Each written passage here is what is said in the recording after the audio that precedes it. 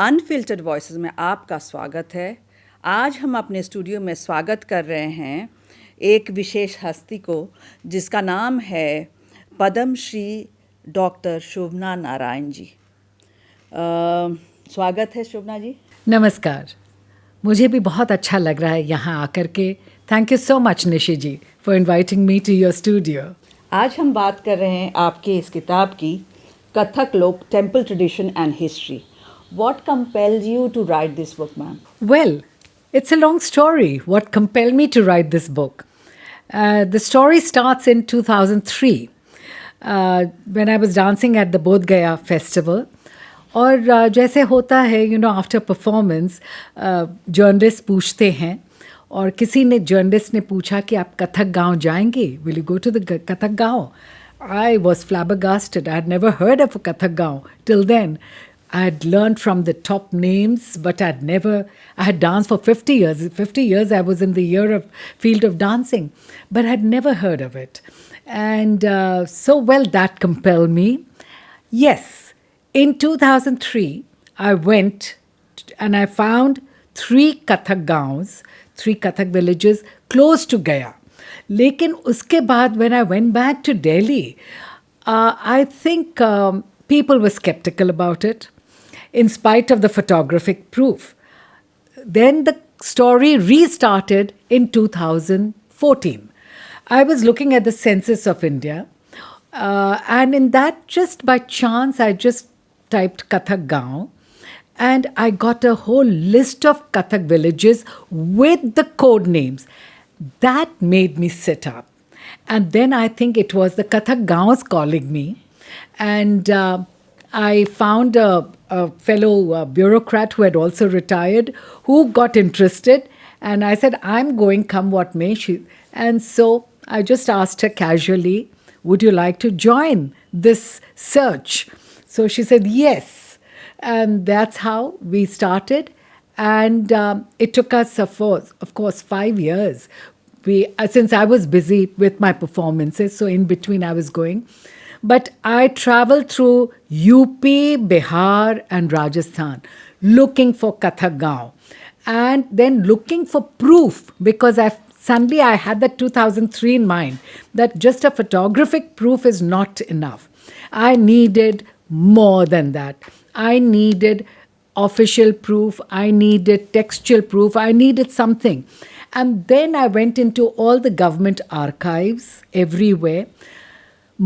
Till date, I've got about 19 Kathak Gaons, Kathak villages. Some have changed their names, but otherwise it is Kathak Gram, Kathak Chak, Chak Kathak, Kathak Bigha, Paraspur Kathak, Nasirpur Kathak. You just name it. I have all kinds of Kathakan ke Purva, Kathak Purva. You just name it. And there's so many of them. 19 of them I've revisited. And most of them, majority of them are from central UP to eastern UP. And there are 4 in Bihar. But unfortunately, I did not find any Kathak village in Rajasthan. इतिहास में जब हम कथक के बारे में पढ़ते हैं तो लगता है कि ये मुग़ल कालीन शताब्दी, जो भी 15वीं शताब्दी में ही इसका ओरिजिन हुआ है। आपने इस किताब में कथक के बारे में, ओरिजिन के बारे में क्या बताया? जहाँ तक कथकों का सवाल है और कथक नृत्य का सवाल है, इसकी ओरिजिन कथक कम्युनिटी से है। और ये इसका जिक्र आपको सबसे पहले महाभारत के आदि पर्व में मिलता है। अब आप समझिए कि महाभारत कब हुआ था और कब, अगर आप लिखने के भी हिसाब से भी सोचें तो कब की इसकी शुरुआत है।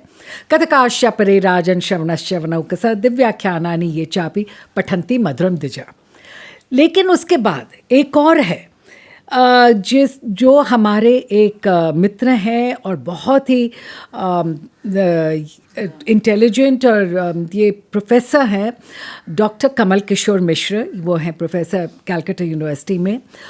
उन्होंने जब वो अपना रिसर्च कर रहे थे 90s में, तो उन्होंने देखा, लेट 90s या अर्ली 2000 की बात है या ऐसे कुछ, कि उन्होंने देखा कि मिथिला के कामेश्वर आर्काइव्स में एक इंस्क्रिप्शन है प्राकृत का इंस्क्रिप्शन है, और जिसमें है मग्गा सिरसुत पखे नखत्ते वाराणसीये नैरिये उत्तर पिरथ्य में दिसी भागे गंगाए महानदिये तटे सवो कथक भिंगार नतेनम स्तुति तीसी कायम एही राया आदि नाहो भावेनम पसई। अब ये हमारे उत्तर भारत के लोग इसको डेट करते हैं 3rd सेंचुरी बिफोर क्राइस्ट, और दक्षिण के एक ASI डायरेक्टर ने इसको डेट किया है 2nd सेंचुरी बिफोर क्राइस्ट। तो मतलब कि इतनी पुरानी ये हमारी शैली है। और इसमें इंटरेस्टिंग ये है कि भिंगार नतेनम, सवो कथक, सभी कथकों का भिंगार नतेनम मतलब श्रृंगार नृत्य, नतेनम प्राकृत में है। स्तुति क्या कर रहे हैं? स्तुति कर रहे हैं, स्तुति को नाच करके कर रहे हैं। यही राया आदिना भाव, जो आदि ना हो मतलब आदिनाथ भाव विभोर देख रहे थे। तो ये यहाँ से पता चलता कि कितनी पुरानी ये परंपरा रही है कि कथक जो मंदिरों में नृत्य करते थे, कथा बाँचकर और कथा को अपने हाव भाव से लेकर के वो करते थे और आपके सबके सभी लोगों के सामने पेश करते थे। वो ये पुरानी जो नृत्य की, मैं उस समय कहूँगी नहीं नृत्य, एक कथा कहने की परिपाटी थी कथकों के द्वारा, वो बहुत पुरानी है। इसको कथक नृत्य कहलाना लगा। ये this is only the last 200-300 years. Till then, all the Shastras only talk about the dance of the Kathak community. It is even Mughal काल में भी कथकिया वो एज एन एंटरटेनर नहीं आते हैं, वो धार्मिक लोगों में आते हैं कि जो हाव भाव के ज़रिए कथा कहते थे। As taken in a different light, वो पिछले 200-300 साल में ही हुआ है। और जो आज तो, लेकिन इसमें मैं एक कहूँगी कि आज भी कथक कम्युनिटी जो कर रही हैं, it is still a living temple dance tradition. मुझे देखने का मौका मिला जब कथक गांव के शेल्स मिले थे, वहाँ कथक मिले नहीं, उन लोग क्योंकि सब माइग्रेट कर गए थे, लेकिन अयोध्या के मंदिरों में नियमित रूप से सब पहुँचते हैं सावन झूला के वक्त। तो वहाँ मुझे देखने का मौका मिला, और वो आज भी या तो रिलीजियस फेस्टिवल्स या टेम्पल्स में करते हैं, बाकी स्टेज पर नहीं करते, रंगमंच पे नहीं करते। और क्योंकि वो उनको अगर रंगमंच पे ले आइए तो वो अनकंफर्टेबल होते हैं, क्योंकि वो उनका वो दायरा ही नहीं है, वो तो वो भगवान की वहाँ करते हैं। और लेकिन रंगमंचीय कथक जो है ट्रेडिशन, वो भी रहा, वो भी दोनों साथ ही साथ रहा है, और दोनों की परंपरा बहुत पुरानी है। Ma'am, I'm quoting from your book.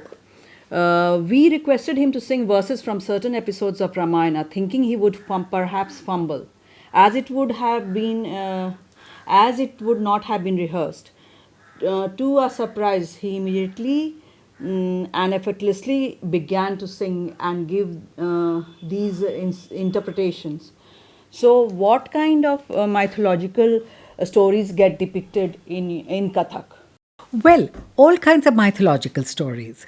क्योंकि अब यहाँ मैं I'll just digress a bit, और मैं आपको फर्स्ट चैप्टर ऑफ द नाट्य शास्त्र पे ले जाती हूँ कि जब वहाँ वर्सेस 7 to 14, 7 to 16 भी ले लीजिए, उसमें है कि जब पूरे विश्व में बहुत ही there were problems etc, असुरों का राज्य ज़्यादा हो गया था, then to bring back dharma in society, some values in society, तब नाट्य वेद क्रिएट हुआ था। और क्यों? ऑडियो विजुअल फॉर्म, और फिर उसमें कि इनका काम था कि आप इसके थ्रू ऑडियो विजुअल फॉर्म पर सर्मनाइज करें and spread values through the लीलास। अब वही हम ये मंदिर के कथक वही कर रहे हैं। वो जो भी जितने भी माइथोलॉजिकल स्टेल्स हैं वो गाते हैं, उसके ऊपर वो सर्मनाइज करते हैं और उसको हाव भाव से करके दिखाते हैं। तो it was very interesting. For example, एक उन्होंने जैसे कहा कि अवधपुरी, उन्होंने एक रामायण से वो वर्स है, चौपाई है कि अवधपुरी अति पावन। तो उन्होंने पूछा कि अवधपुरी क्यों अति पावन है? सभी पावन होते हैं, जितने भी हमारे द्वारकापुरी हैं, ये पुरी हैं, वो पुरी हैं, तो क्यों यहाँ लिखा है अवधपुरी अति पावन? तो अब हम लोग भी, जितने भी मंदिर के, हम लोग अभी वैसे बैठ करके देख रहे थे और सुन रहे थे। अब मैं सोच रही थी कि अब ये किस तरह से ये समझाएंगे। तो वो अब वैल्यूज़ की बात करने लगे और फिर ये बताने लगे, और किस तरह से उन्होंने कहा कि कहीं बाकियों पुरियों में किसी ईश्वर का जन्म नहीं हुआ था, अवधपुरी में जन्म हुआ था।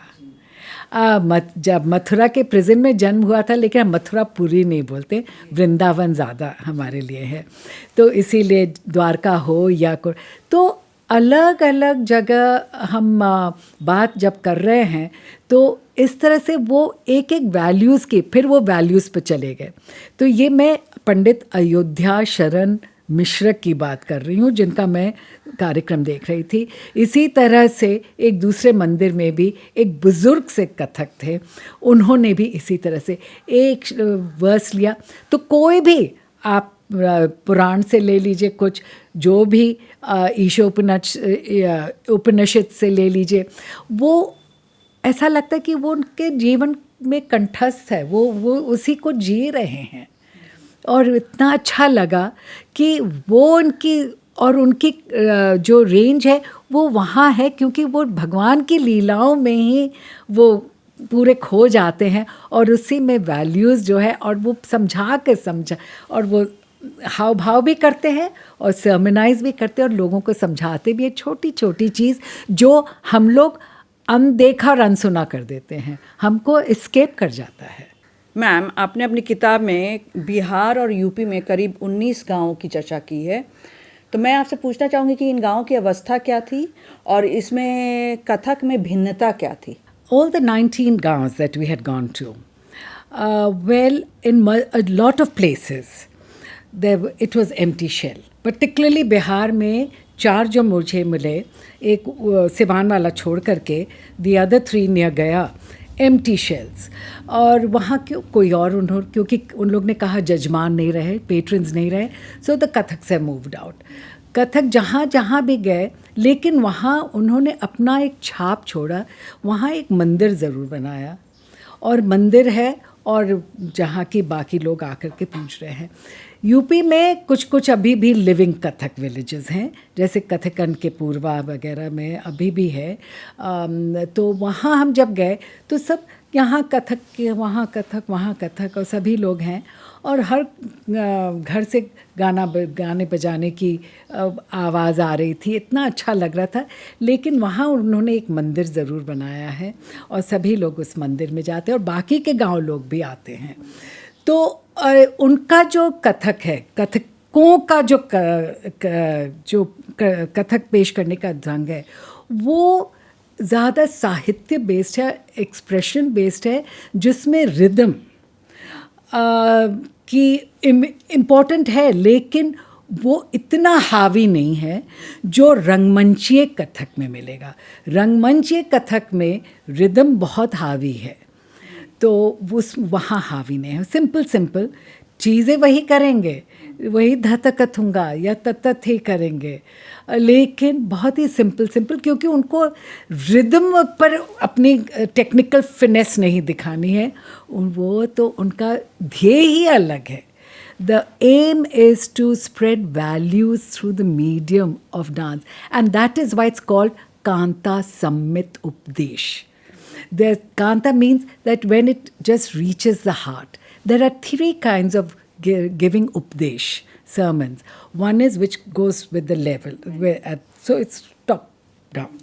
One is between friends, like Arjun and Krishna, and one which reaches the heart. So the Kathaks are doing that, sermonizing through the medium of performing arts, which touches your heart. Ma'am, गुरु शिष्य परंपरा में आप बच्चों को सिखा भी रही हैं नृत्य। तो आजकल के बच्चों का एक सवाल होता है कि मैं कब तक सीख जाऊंगा, तो आपका क्या जवाब होगा? जी हाँ, बहुत लोग आते हैं और पर्टिकुलरली बच्चों से ज़्यादा पेरेंट्स पूछते हैं कि मेरी लड़की इतने दिन में डांसर बन जाएगी। तो मैं हंसती हूँ, मैं उनका मूवी देखती हूँ। मैंने कहा wrong number, you dial the wrong number. मैंने कहा कि भैया इतने सालों के बाद मैं 72 ईयर्स से डांस कर रही हूँ। आज भी मुझे ऐसा लगता है कि मैं शायद ऊपर के ही लेवल पे हूँ और अभी तो गहराई बहुत है। वो सरस्वती की जो है ना, वेरी मिस्टीरियस स्माइल की तरह है कि जितना आप गहरा जाइए उतना और गहराई उसमें दिखती है।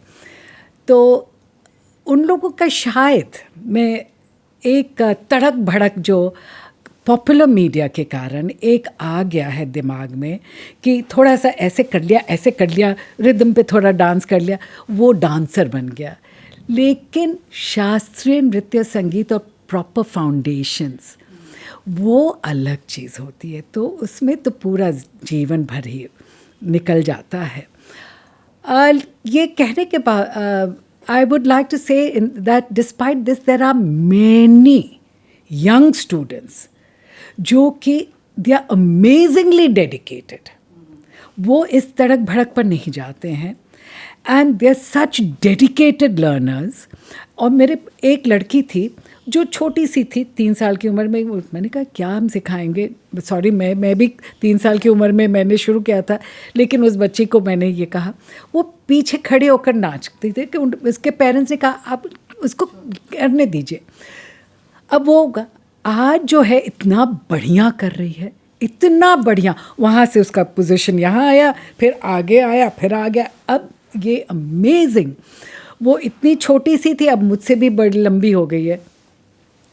और तो इस तरह के, तो एक ये पॉट है, उसमें बहुत सारे लोग हैं, हर किस्म के लोग हैं। वो अपने आप ऐसे चले जाते हैं, लेकिन वो उसमें छोटी सी जो कर्नल है, वो एक एसेंस है, वो आज भी उस तरह के शागिर्द मिलते हैं। Ma'am, you wear multiple hats. You are a scholar, you are a guru, you are a dancer, you were a civil servant. आजकल के बच्चों को हमने यही देखा है कि ये पेरेंट्स कहते हैं पढ़ोगे लिखोगे तो होगे नवाब, खेलोगे कूदोगे तो होगे खराब। और यही बात उनके पढ़ने के बाद वाले आर्ट में आ जाता है। जैसे वो म्यूज़िक लेते हैं या फाइन आर्ट लेते हैं या डांस लेते हैं, तो how do they succeed? What will be your message to them? So true. बहुत पेरेंट्स का ये कह रहे हैं कि अरे भाई डांस वांस में रखा क्या है, पढ़ेंगे लिखेंगे। My question to them is, do you want them, if they are not inclined towards studies, do you want them to actually become a no-gooder in studies and become very, very average, or perhaps later on become the most stressed out people? हमारे शास्त्रों में, I think we forget कि हमारे शास्त्रों में लिखा गया है, साहित्य संगीत कला विहीना, साक्षात पशु पुच्छ विषाणहीना। जिसके जीवन में साहित्य संगीत और कला, संगीत में डांस म्यूज़िक सब आ जाता है, नहीं है तो वो साक्षात पशु की तरह है, बिना पूंछ और बिना सींग के। तो क्यों पशु की प्रवृत्ति का है? क्योंकि उसमें कहीं ह्यूमैनिटी नहीं रहती है, सेंसिटिविटी नहीं रहती है, वो एक होड़ रहता है। So you are just actually talking about only one side of your brain and not developing a balanced human being in that process. So I think it is important to say that awareness has to come within people, that music and dance can also be profitable. They are only looking at financial profits. But look at the profit, which is much more important than the financial profit. I leave all my finances here when I go. But do I have peace of mind, peace of heart? Do I have that Shanti that everybody is looking for? Why do you go and do Ganga dubkis and all that? Kyunki somewhere you're wanting somewhere ki Shanti mile. But those are pills.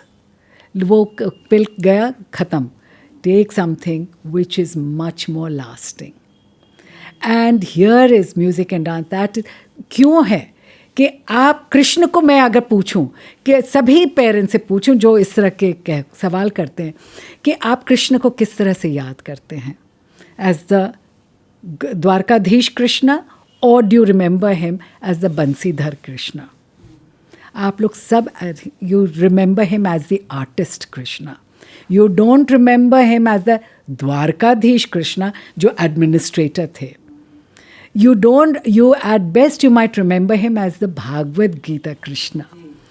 Kyunki he spouted philosophy of life. But सर्वप्रथम है the artist Krishna. आप शिव को दोनों as a Nataraj भी देखते हैं, नटवर भी, ये नटेश्वर भी देखते हैं, और आप उनको एक महायोगी के रूप में देखते हैं. तो एवरीवेयर आप सरस्वती के हाथ में वीणा क्यों है? किताबें होनी चाहिए थी भैया. आप ही के लॉजिक से जाऊं तो वो सरस्वती के हाथों में किताबें होने चाहिए थी, किताबों की भरमार होनी चाहिए थी. वहाँ तो एक भी म्यूज़िक की चीज़ें नहीं होनी चाहिए थे, लेकिन उनके हाथों में वीणा है. क्यों? क्योंकि अगर आप if you develop as a balanced human being, तब तो संगीत आपकी पूरे ह्यूमैनिटी, आपकी पर्सोना में आ जाती है. I think this is the greatest gift of developing a balanced personality. हमारे सब शास्त्र यही कह रहे हैं, लेकिन हम उसे नज़रअंदाज कर देते हैं. हमारी छोटी सी इच्छाएं होती हैं, और वो इच्छाएं शायद लक्ष्मी जी के ही ऊपर टिकी हुई हैं. लक्ष्मी जी चंचल हैं, सरस्वती जी अटल हैं.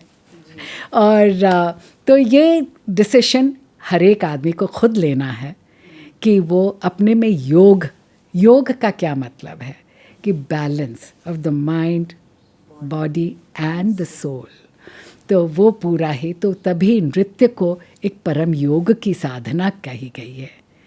और इसीलिए हमारे जितने देवी देवता हैं उनको हम एज एन आर्टिस्ट भी देखते हैं, क्योंकि परम योग है, ये सब उसमें पर योग निहित है. And that is the reason why let us find the music of life within our own personality, our own being. Let us spread the fragrance of humanity, of sensitivity, of compassion. वाह ma'am, बातों का सिलसिला तो इतना interesting चल रहा है कि बात ख़त्म करने का दिल ही नहीं कर रहा है. लेकिन एक बात मैम की समझ में आई जो आज के पेरेंट्स के लिए बहुत ही उपयोगी है. लक्ष्मी चंचल हैं और सरस्वती अटल हैं.